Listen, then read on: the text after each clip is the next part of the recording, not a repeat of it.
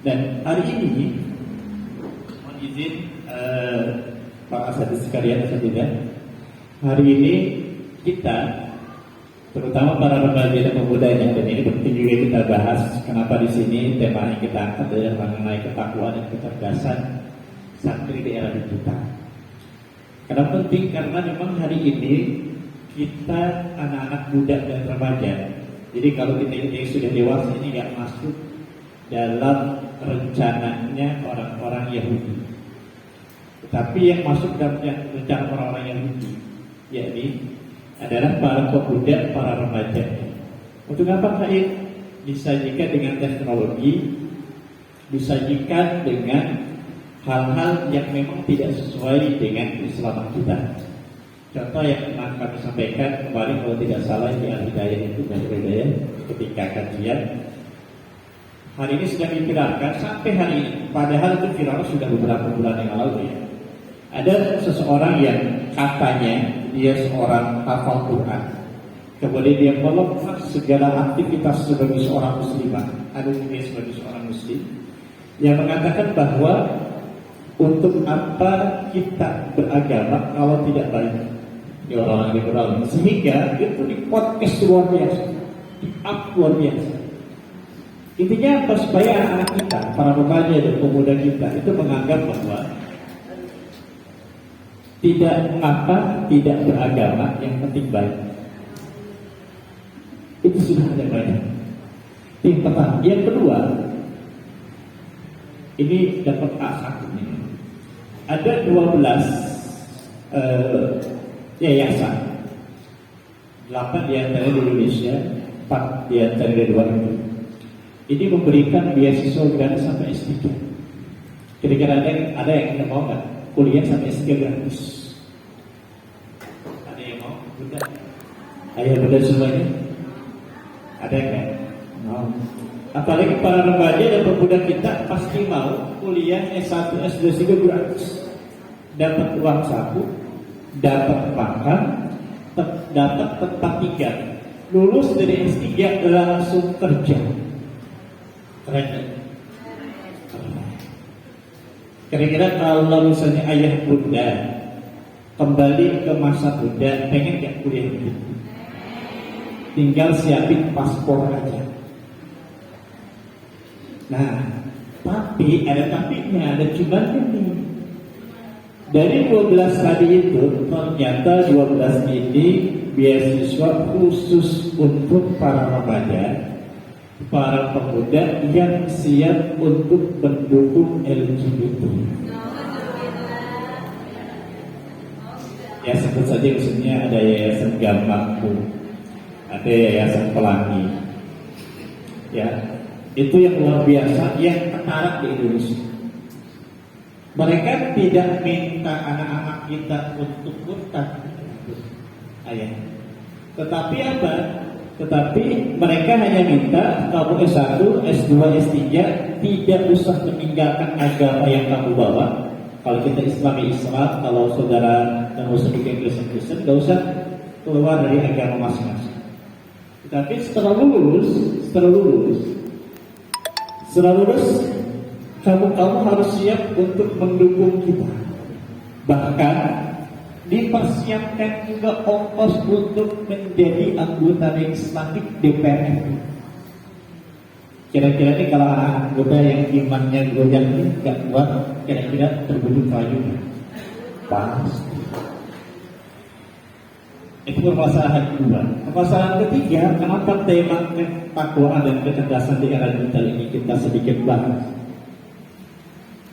Dari data yang kami terima nih, yang sering-sering penting aja, ini juga pernah kami sampaikan juga di 2 pekan yang lalu di Kabupaten Tangerang.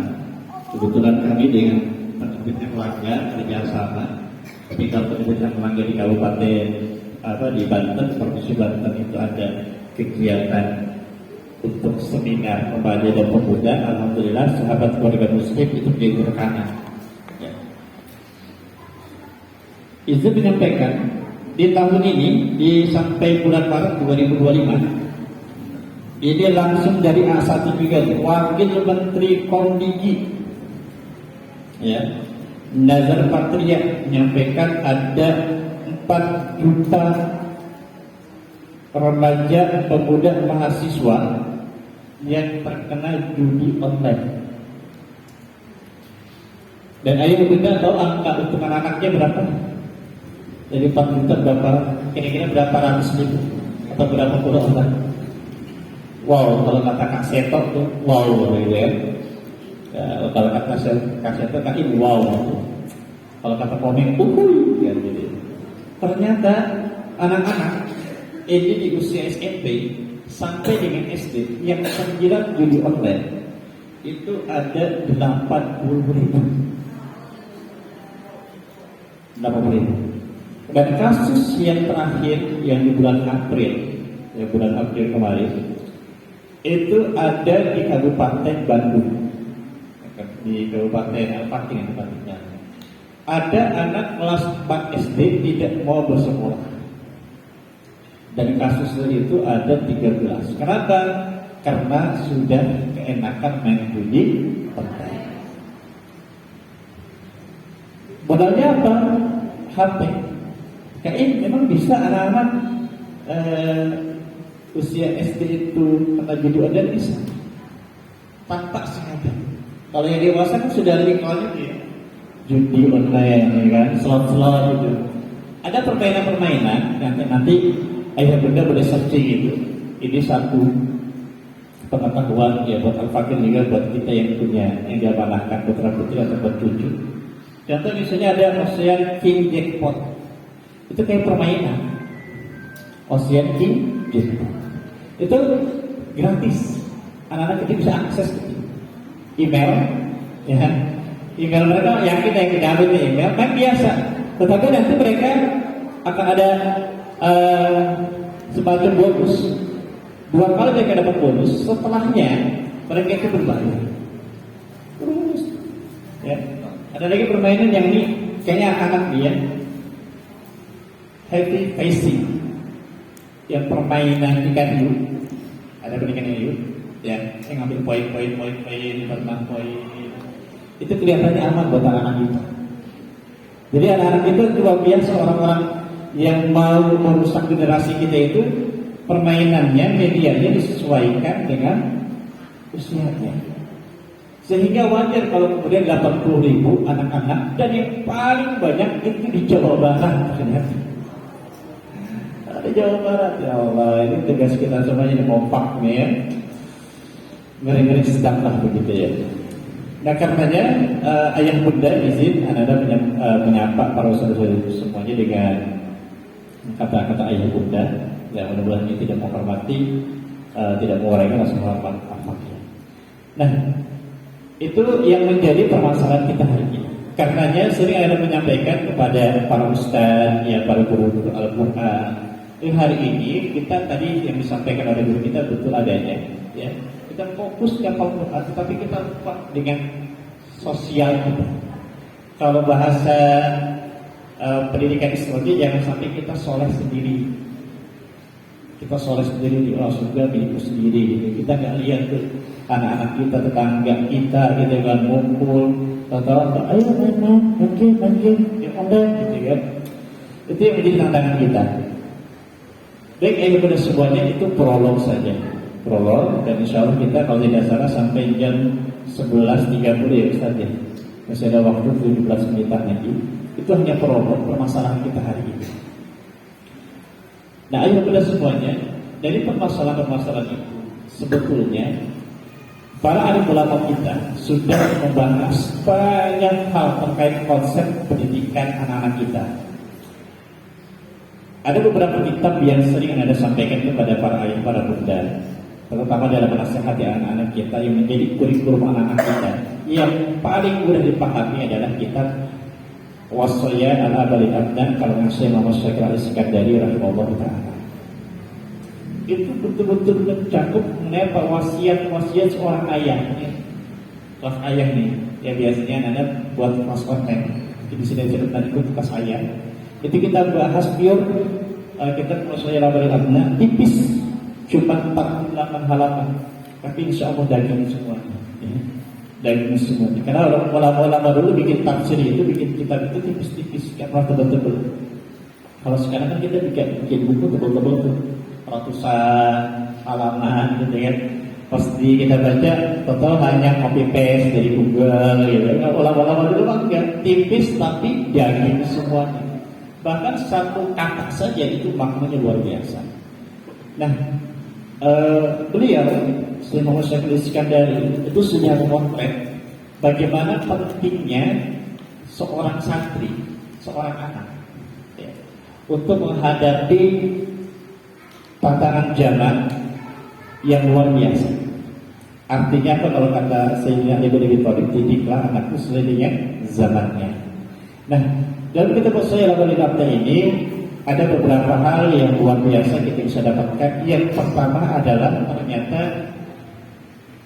ketakwaan bagi seorang peserta didik, bagi anak itu penting banget, penting banget. Kalau tadi guru kita Kiai Haji Muhammad Hadapi mengatakan bahwa memang kita sebagai seorang pendidik itu tidak hanya fokus anak kita kepada Al-Quran, tetapi bagaimana ketakwaan itu harus dimiliki. Jadi apapun lembaganya, mau itu TPI, TPA, apalagi itu, ya mungkin BI, ya atau sebagainya, konsentrasi kita di usia ini yaitu bagaimana menjadikan anak-anak kita menjadi anak yang bertakwa kepada Allah. Itu dulu. Itu konsep semua pendidikan Islam begitu. Termasuk itu yang diinginkan oleh Allah Subhanahu wa taala dalam Quran surah Maryam ayat 9. Ini benar surat apa? Maryam ayat 9. Allah Subhanahu wa taala berfirman, "A'udzubillahi minasyaitonir rajim. Bismillahirrahmanirrahim. Ya Yahya, qadil kita dari buah wa ataina hukma sabiyya." Maknanya ya Yahya, pelajarilah Al-Qur'an. Pelajari Alkitab. Di sini Alkitab izin mengambil dari Imam Al-Qurtubi. Alkitab di sini adalah Taurat.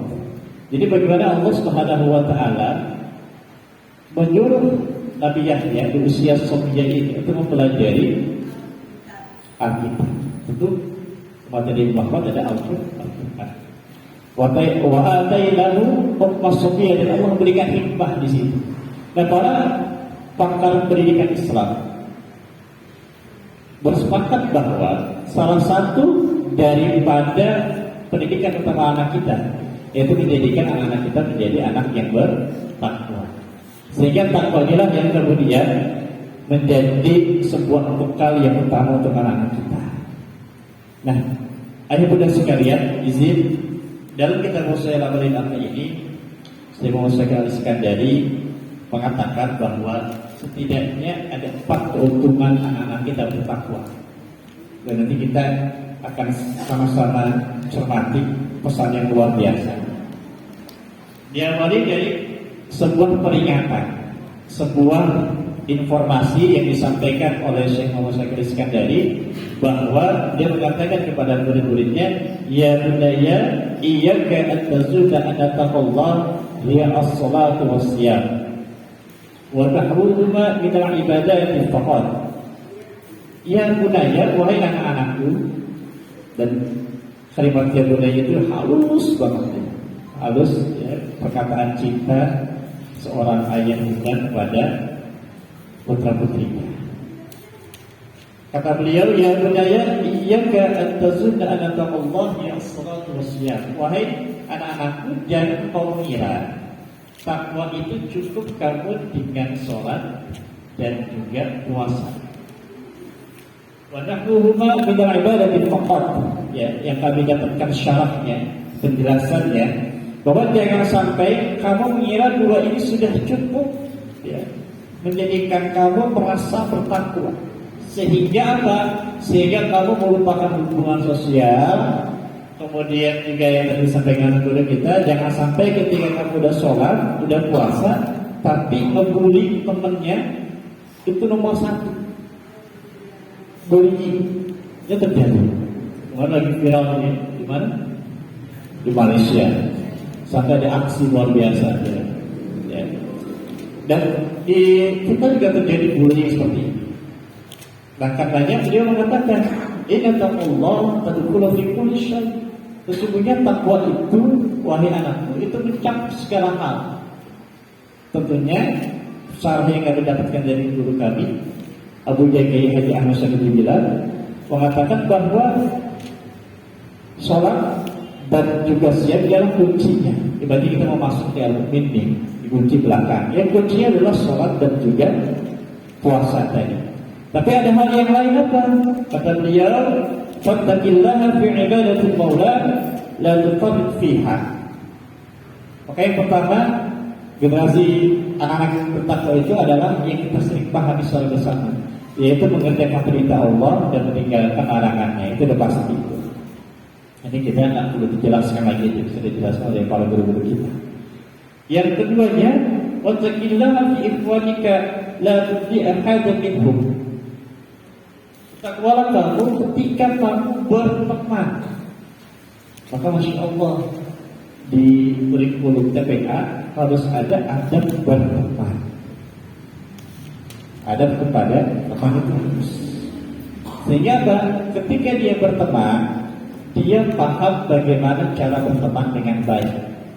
Tidak membuli, apalagi tidak mencakiti, tidak ngomongin, kalau kata tadi guru kita, ya tidak saling mengejek. Gitu. Kami sering sampaikan kepada para anak-anak ketika kami diamanatkan untuk berkisah atau berdongeng. Dan ini perlu disampaikan kepada anak kita. Nah, ingin gak jadi anak durhaka? Pasti mereka tidak mengatakan, saya tidak ingin kali. Kalau tidak ingin, terpikir gak kalau misalnya ada satu aktivitas yang membuat teman-teman ini durhaka kepada orang tua? Mereka kadang-kadang bilang, apa tuh kak ini? Coba siapa yang pernah maki-maki orang tuanya nggak ada, ya kan? Memaki ayahnya nggak ada, memaki bundanya nggak ada. Nah kemudian kami sampaikan, ada nggak yang pernah memanggil temannya dengan panggilan orang tuanya? Banyak. Dan nanti boleh ditanyakan kepada guru kita hadis. Ada hadis yang menyatakan bahwa ketika kita memanggil teman kita dengan panggilan orang tuanya, dengan nama orang tuanya, maka itu termasuk salah satu kita durhaka kepada orang tuanya. Makanya luar biasa Islam itu mengajarkan bagaimana adab berteman. Itu luar biasa. Supaya apa? Supaya hati, perasaan dari temannya itu terjaga. Bagaimana baginda Rasulullah SAW itu kepada salah satu sahabat Nabi. Ketika apa? Ketika tidak sengaja, kalau tidak sengaja mengatakan Bilal itu anak budak kita. Ya, hadisnya mengajarkan kepada kita bahwa ketika kita buat sosialisasi berteman, maka pastikan teman kita itu aman dengan kita. Nah itulah yang tidak terjadi pada hari ini. Ya. Kemudian apalagi kayak perintah atau wasiat takwa oleh Syekh Muhammad Al-Iskandari untuk para santri, para muridnya. Wa taqillaha fi baladika la tahunnu wa la tusaddid alaihi aduwwa. Bertakwalah kamu dalam bernegara, diajarkan bela negara.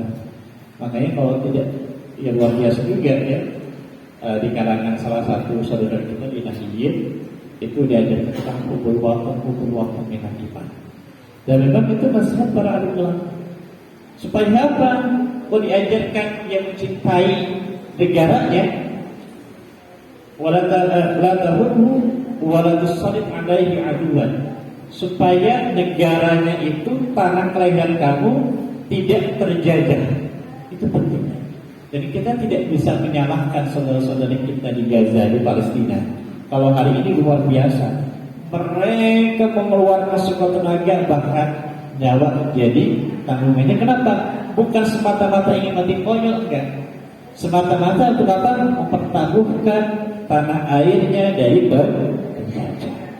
Maka orang-orang yang kemudian dia melawan Belanda itu juga salah satu dari fatwa Kiai Haji Hasyim Asy'ari ketika diminta ya, bagaimana fatwanya ketika kita misalnya para pejuang dulu apakah mati syahid atau bagaimana, maka pada saat itu disampaikan bahwa orang yang berjuang melawan Belanda kemudian dia wafat dihitung sebagai apa? Syahid. Kenapa? Karena dia menjaga itu semua. Menjaga itu pun sama, artinya apa? Menjaga supaya negara ini menjadi negara baldatun thayyibatun wa rabbul ghafur. Itu dimulai daripada TPA, daripada pendidikan agama.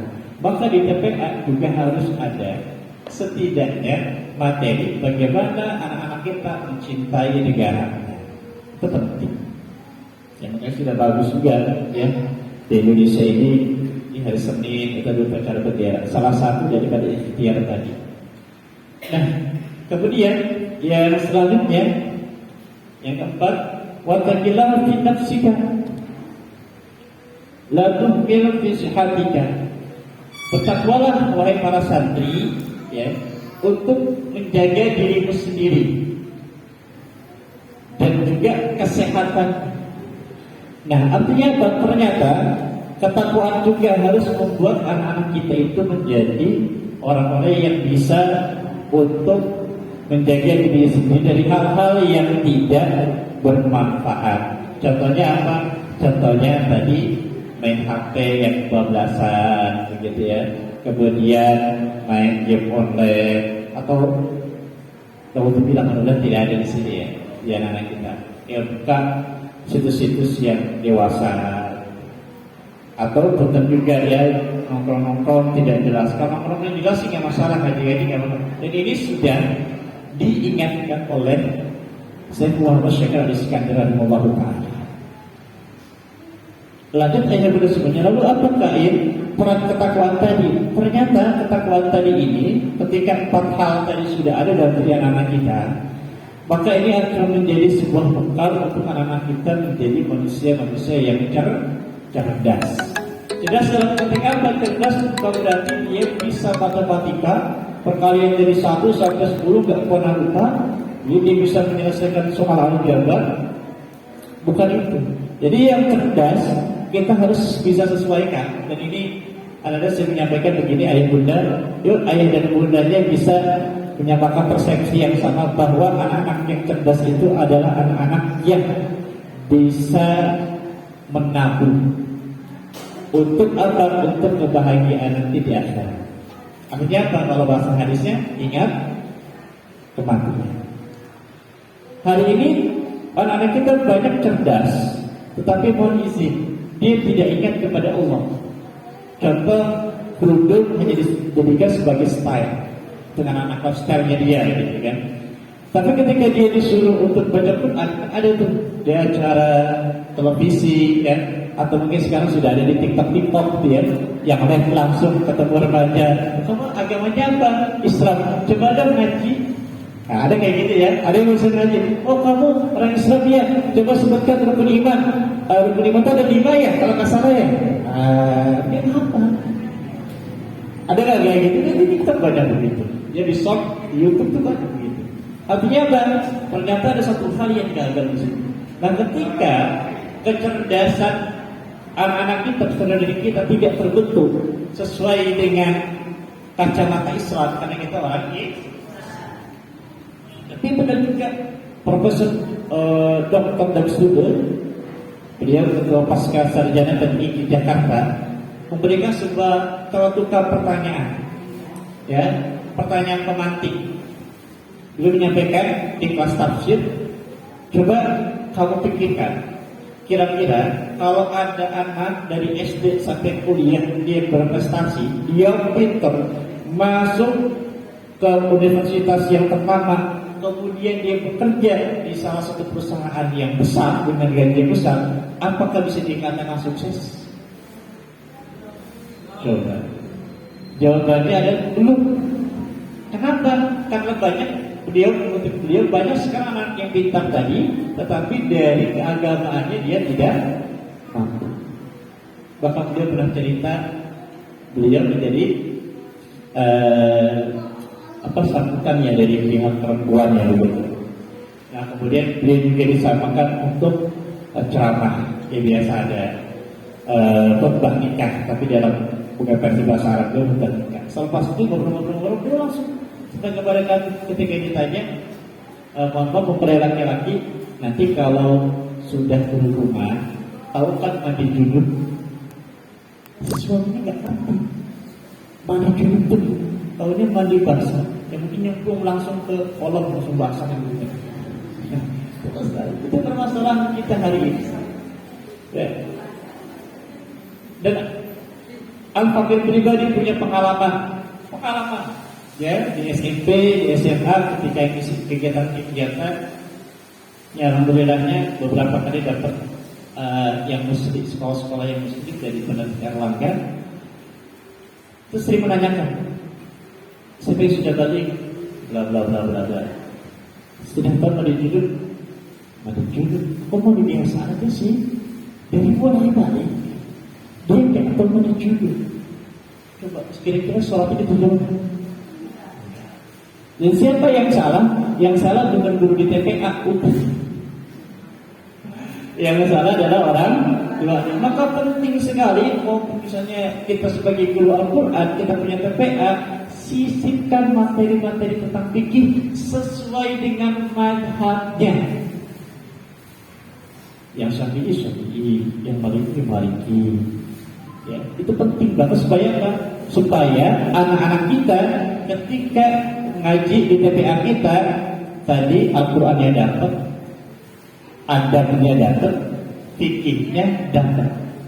Fikihnya sesuai dengan ukuran usianya. Ya, biasanya maaf ya, yang luar biasa yang TK misalnya terlalu tinggi fikihnya itu sampai orang tuanya jadi bingung menjelaskan gimana bagi anak-anaknya gitu ya. Maka disesuaikan dengan tadi. Itulah pentingnya konsep pendidikan kita.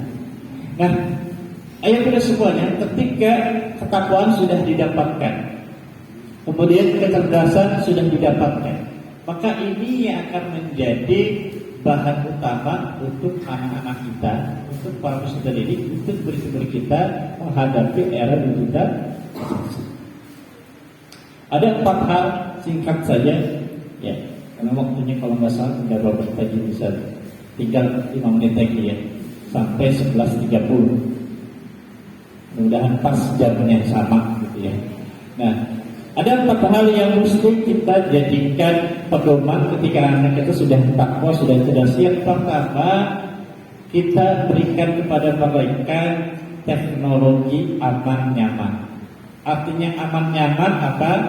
Ayah bunda semuanya sebagai seorang guru dan juga mungkin sebagai orang tua, ya, sebagai ayah, sebagai bunda, atau ada yang juga sebagai nenek dan kakek. Pastikan anak-anak kita ketika memegang HP, dia tahu caranya, manfaatnya, buat apa itu HP. Sehingga apa? Sehingga ketika anaknya ada sesuatu yang negatif dari HP, yang disalahkan bukan neneknya yang disuruh untuk dampingin atau dititipkan. Bu, kok anak saya begitu? Perasaan di rumah nggak apa-apa, semenjak dititip sang ibu nih, kok anak saya nyanyi begini nggak jelas. Ternyata apa? Anak yang dikasih HP. Betul ya, yang disalahkan siapa? Nenek, kakek. Ada nggak kayak gitu? Insya Allah nggak ada ya. Adanya di sana tuh di Pondok Rajuk ya. Pas lihat KTP-nya Jalan Subur Bandung, RT 2 RW 3 nih. Masih bertahan ini. Ya. Artinya apa tadi? Pastikan, ya kami juga sama. Ya di rumah putri-putri dan putra kami diperbolehkan main HP. Pegang HP boleh hanya 30 menit per hari. Itu pun kalau sudah mereka pegang HP, kami sudah kesepakatan. Alat pertama kami bisa pakai teh, anak kedua kami dipanggil kakak. Teh kan kalau sudah tidak ya tontonan. Oh. Atau ada hal yang misalnya yang lagi booming, namanya anak-anak sekarang tuh keingintahuannya harus ada. Pasti dia penasaran. Kenapa? Aku pengen lihat yang lagi viral lebih, ayo. Sama siapa ya? Sama Abi, bukan sama Upi. Jadi di rumah itu kita punya kesepakatan bahwa yang boleh mengizinkan itu adalah ayahnya. Kenapa? Karena ayahnya artinya pemimpin yang diserahkan kepada ibunya. B, boleh gak main HP? Ya terserah Umi aja, coba kamu tanya ke Umi. Mi, boleh gak main HP? Ya terserah Abi aja lah. Coba kamu tanya ke Abi gitu kan. Akhirnya Abinya ke Umi, Uminya ke Abi.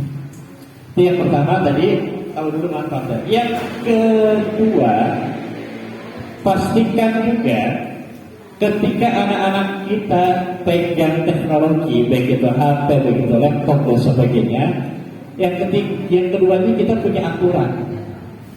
Aturannya apa? Aturannya adalah bahwa apa yang kamu miliki handphone ini ikhtiar wasilah kamu untuk menjadikan kamu anak yang soleh.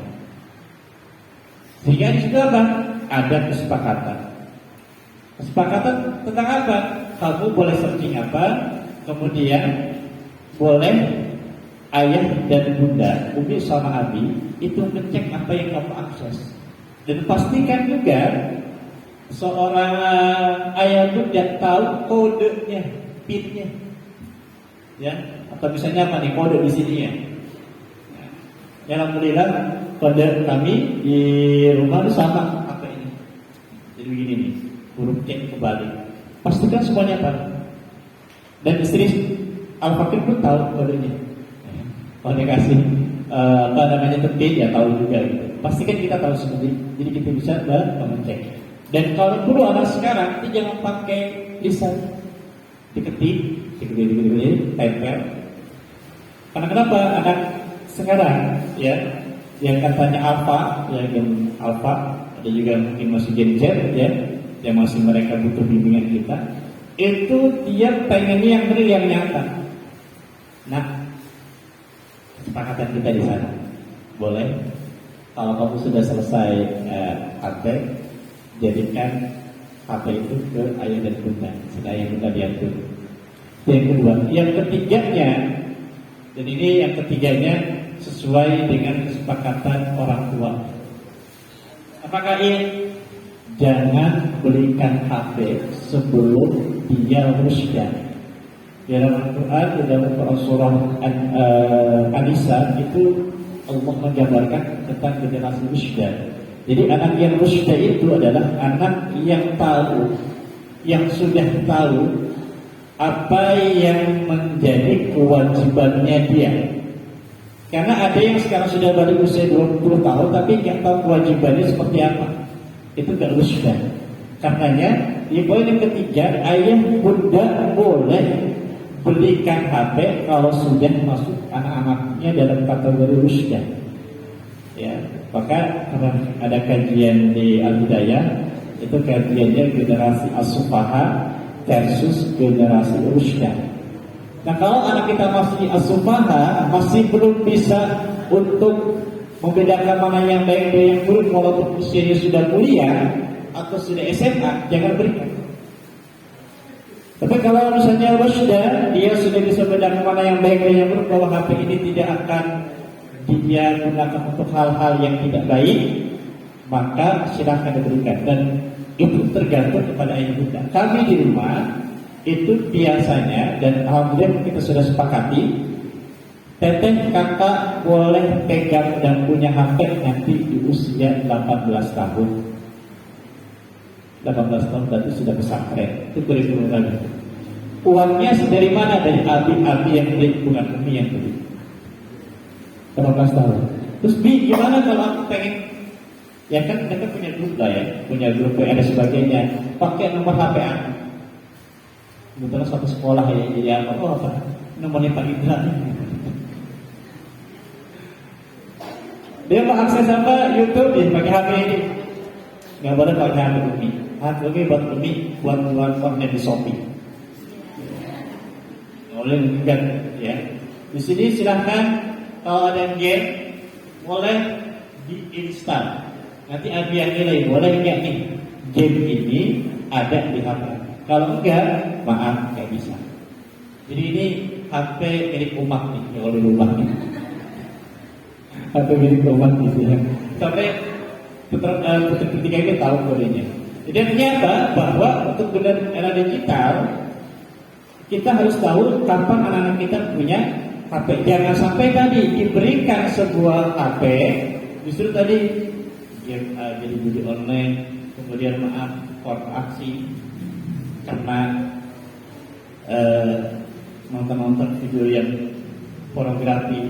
Dan kami alhamdulillah sudah hampir 68 anak yang ketemu itu rata-rata dimulai kena pornografi itu dari HP. Ketika dia main, kalau bahasanya Ustaz itu sekelebakan ya Ustaz. Ada iklan ini biasanya tuh, ada iklan penasaran, diklik sama dia mana gitu. Akhirnya mereka kecanduan. Dan karenanya pada ayah bunda para guru semuanya, pastikan juga kita sudah berikan edukasi kepada santri kita. Ketika kamu pegang HP, maka jadikan HP itu untuk pegang. Yang terakhir, kita yang paling banget adalah bagaimana izin memetik dari apa yang disampaikan oleh Bu Misbah, senior dalam tokoh parenting kita. Ajarkan kepada mereka bijak dalam berteknologi. Itu penting. Apa yang bijak dalam berteknologi? Jangan jadikan anak kita itu di era teknologi seperti seorang narapidana dalam penjara. Artinya apa? Artinya jangan terlalu dikekang juga anak-anak kita dalam bidang teknologi. Bahkan tadi yang nomor 3 kesepakatan, ya, pastikan kalau saya di rumah ada laptop, ada yang punya laptop di rumahnya, putra putrinya, pastikan ayah bunda kalau buku saya dikasih password harus tahu. Izin. Jadi sebelum dengan laptop izin, ya.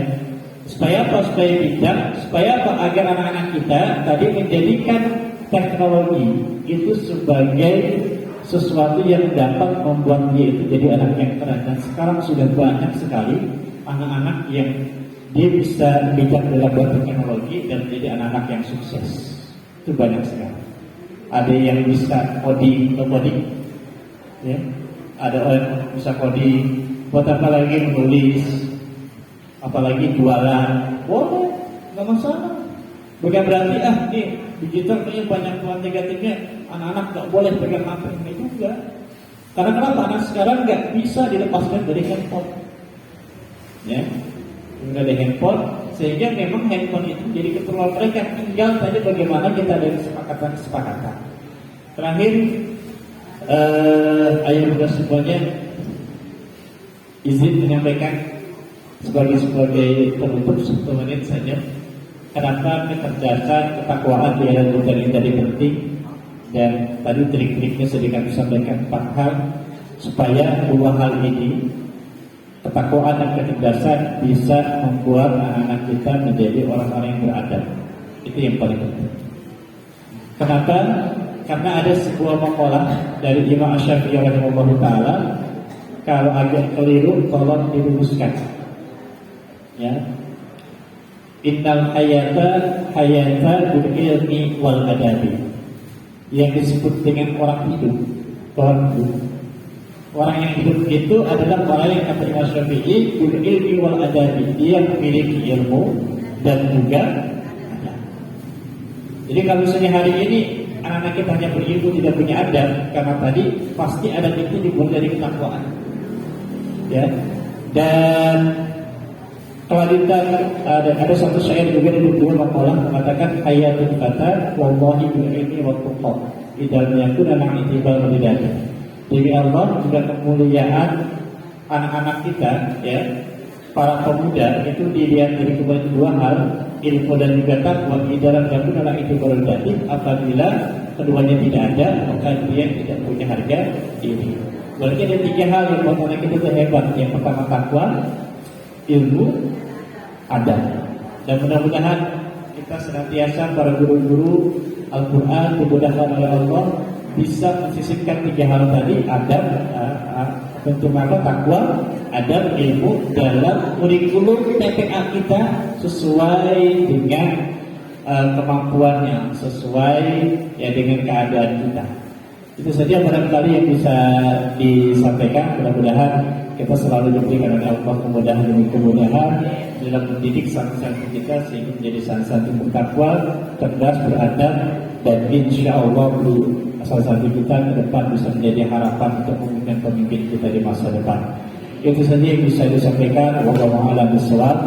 Yang benar datang dari Allah Subhanahu wa taala, dan yang salah datang dari harapan pribadi. Wabillahi taufiq hidayah. Wassalamualaikum warahmatullahi wabarakatuh.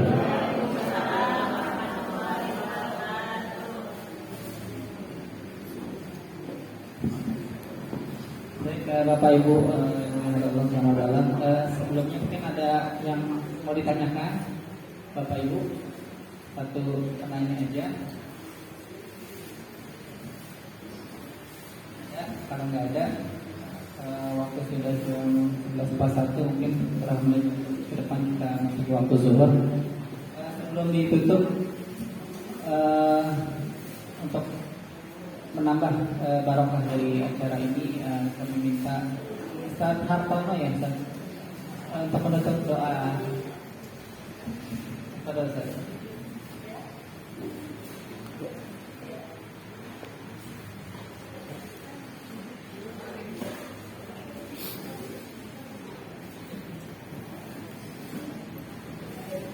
Assalamualaikum warahmatullahi wabarakatuh. Alhamdulillah, syukur kepada Allah atas segala nikmat yang telah diberikan kepada kita. Pada siang hari ini kita bisa berkumpul bersilaturahmi atas undangan dari Ketua Kompak kita, yaitu Bapak Muhtar Ali, Ketua Kompak. Mudah-mudahan Kompak yang berada di Halgan ini selalu kompak selamanya, mudah-mudahan. Bapak, Ibu, hadirin insya Allah sama-sama dimuliakan Allah Subhanahu wa taala. Alhamdulillah pada siang hari ini sama-sama kita telah mendapatkan ilmu yang sangat luar biasa yang kita bisa berikan kepada anak-anak didik kita, khususnya kepada kita sendiri. Jadi harus kita sendiri yang melaksanakan. Setelah kita melaksanakan, baru kita ajarkan kepada anak didik kita. Itu adalah yang benar. Mudah-mudahan pada siang hari ini berkumpulnya kita mendapatkan keberkahan dari Allah Subhanahu wa taala. Begitu, mari bersama-sama kita doakan Ketua Kompak kita selalu diberikan kesehatan, selalu mengajak kita untuk menuntut ilmu, dan mudah-mudahan kita semuanya diberikan kesehatan, panjang umur. Mudah-mudahan kita bisa bertemu kembali di lain waktu. Al-hadiyah walaupun mungkin solihah wa ila hadratin Nabi al-Fatihah.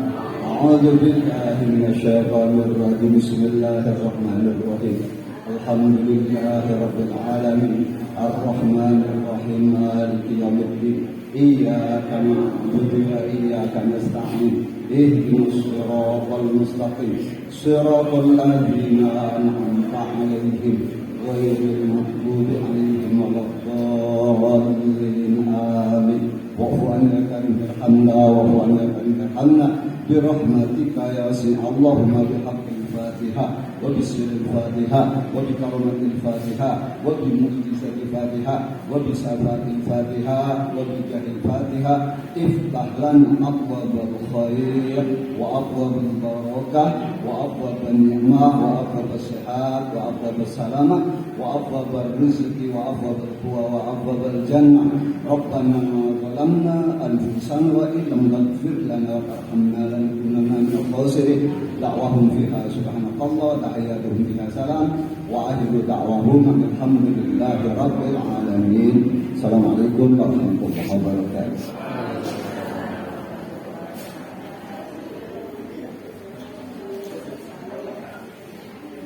Baik Bapak Ibu sekalian, tuntas sudah ke acara pada hari ini. Insyaallah jazakumullah khair pada ibu-ibu dan bapak yang sudah memberikan waktu luangnya untuk hadir bersama di majlis Talabul Ilmi ini. Semoga pada lain waktu insyaallah kita akan adakan kembali acara seperti ini. Karena lebihnya saya mohon maaf. Assalamualaikum warahmatullahi wabarakatuh.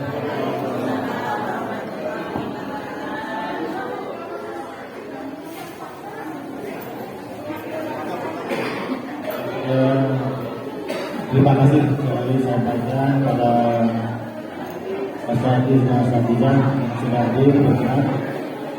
Insya Allah nanti akan kita bentuk grup untuk vaksin online dan juga kita bagi bapak-bapak dan ibu-ibu sesuai dengan tadi arahan dari Ustaz Muhammad. Jadi silakan untuk mengambil makan siang, jadi makan siang silakan dibawa makan di rumah masing-masing. Lagi jazakumullah khairan, semoga kehadiran kita pada kesempatan siang hari ini senantiasa mendapatkan rahmat, keberkahan dan keberkahan dari Allah Subhanahu wa taala yang diberkahi. Assalamualaikum warahmatullahi wabarakatuh.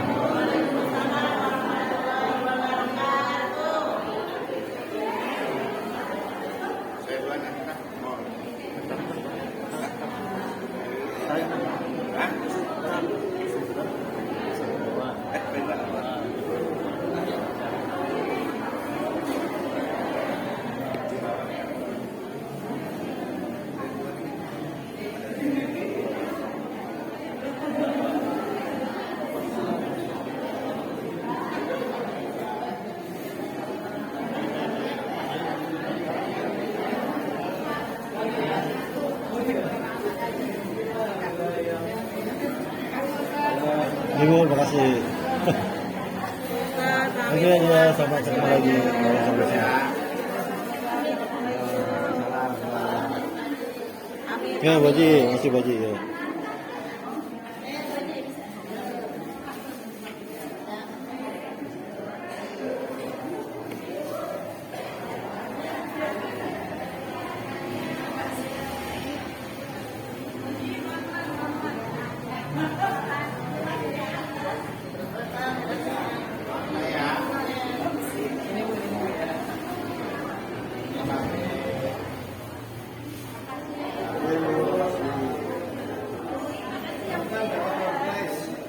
Sampai ketemu lagi. Ya, sama-sama. Ibu. Terima kasih.